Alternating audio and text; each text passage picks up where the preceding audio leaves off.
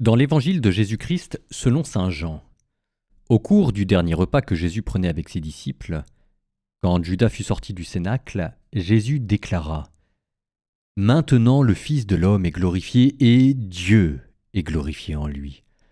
Si Dieu est glorifié en lui, Dieu aussi le glorifiera, et il le glorifiera bientôt. Petits enfants, c'est pour peu de temps encore que je suis avec vous. Je vous donne un commandement nouveau. C'est de vous aimer les uns les autres. Comme je vous ai aimé, vous aussi aimez-vous les uns les autres. À ceci, tous reconnaîtront que vous êtes mes disciples, si vous avez de l'amour les uns pour les autres.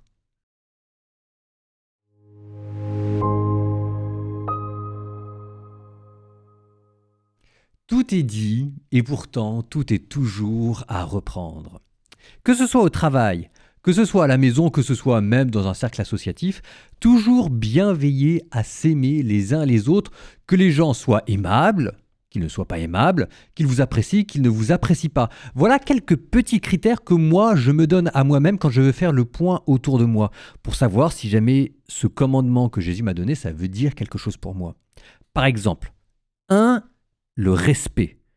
Respecter la dignité de chaque personne, même quand on n'est pas d'accord. Alors évidemment, tout le monde est d'accord pour dire qu'il faut respecter et qu'il faut respecter la dignité humaine, que ça veut dire des choses, et on pense qu'on fait bien notre travail. Mais, enfin vous savez comme moi que dans la vie courante, on a vite fait de ne pas respecter les gens. Je vous donne un exemple tout bête. Mais dans le cercle familial, par exemple entre conjoints, on a vite fait de se moquer un peu trop vite de l'autre. Alors parfois on se moque de l'autre, c'est plutôt amusant. Mais parfois on se moque de l'autre parce qu'on prend les choses pour acquis un peu trop rapidement. Ou alors, ça c'est une fois, alors c'était dans un autre domaine, mais c'était dans la relation du travail. Et vous savez que je fais des vidéos. Bon. Et une fois, je me suis filmé sans faire attention, en train de parler à un collègue qui était en train de me filmer. Voilà. Lui tenait la caméra et moi j'étais censé intervenir et la caméra tournait et à un moment je regarde la caméra à nouveau et sans l'avoir fait exprès, la caméra avait enregistré la manière dont je parlais à mon collaborateur.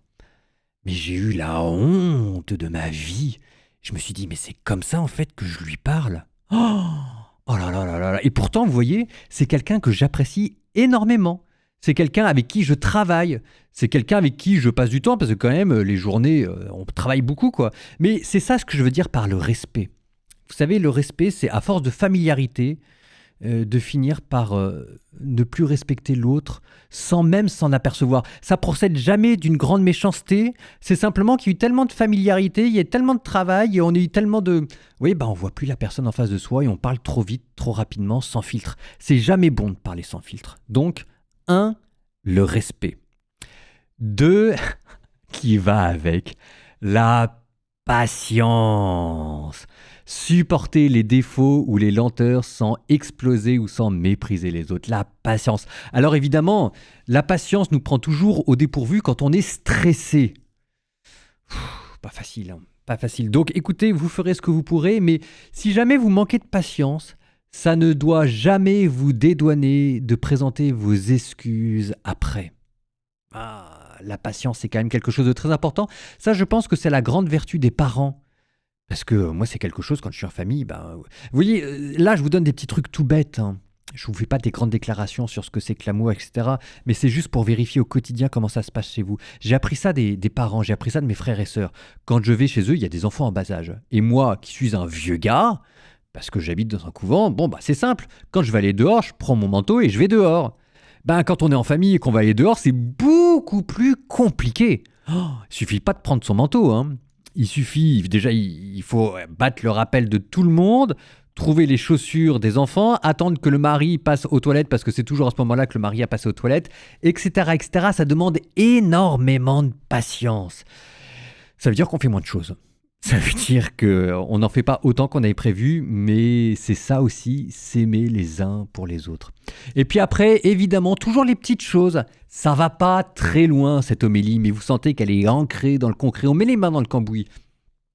Le service, être capable d'aider, sans chercher son retour, sans même demander ou sans même se faire valoir. Vous savez, hein, c'est le fameux dicton, est-ce que vous savez quand est-ce qu'un homme a fait le ménage ? Vous le savez parce qu'il vous l'a dit. Ça, c'est au travail. Au travail, je me suis aperçu que je tombais dans ce travers-là aussi. Alors, c'est plutôt drôle, c'est plutôt amusant.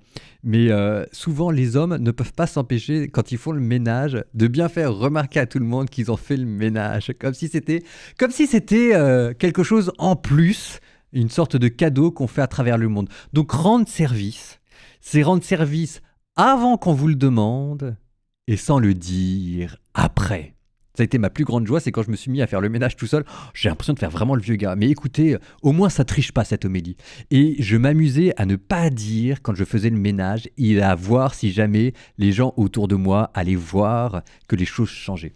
La réponse est oui, les gens sentaient bien que les choses changeaient, mais ils étaient incapables de dire quoi exactement. C'était mon petit plaisir. Bon, donc rendre service. Et puis ensuite, peut-être par-dessus tout, mais c'est la bienveillance et la bonté.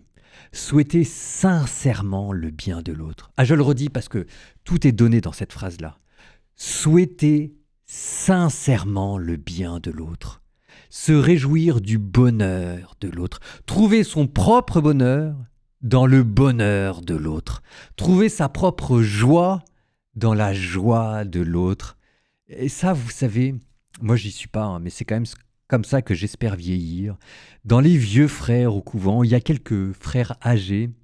Ils ont un visage qui est bon, qui a un petit sourire malicieux, et à force d'avoir passé leur vie à faire le bien autour d'eux, ils sont devenus bons. Bons comme du bon pain, bons avec un petit sourire, bons avec une petite malice, bons avec la lumière qui vient de Dieu. Et c'est comme si l'auréole qu'ils allaient avoir plus tard au ciel avait déjà commencé à poser sa lumière sur leur visage. Bon, il y aurait plein d'autres choses à dire, mais on retourne au basique. On retourne aux classiques, on retourne aux fondamentaux. Aimez-vous les uns les autres. À ceci, tous reconnaîtront que vous êtes les disciples de Jésus, dans le respect, dans la patience, dans le service et dans la bonté. Aimez-vous les uns les autres.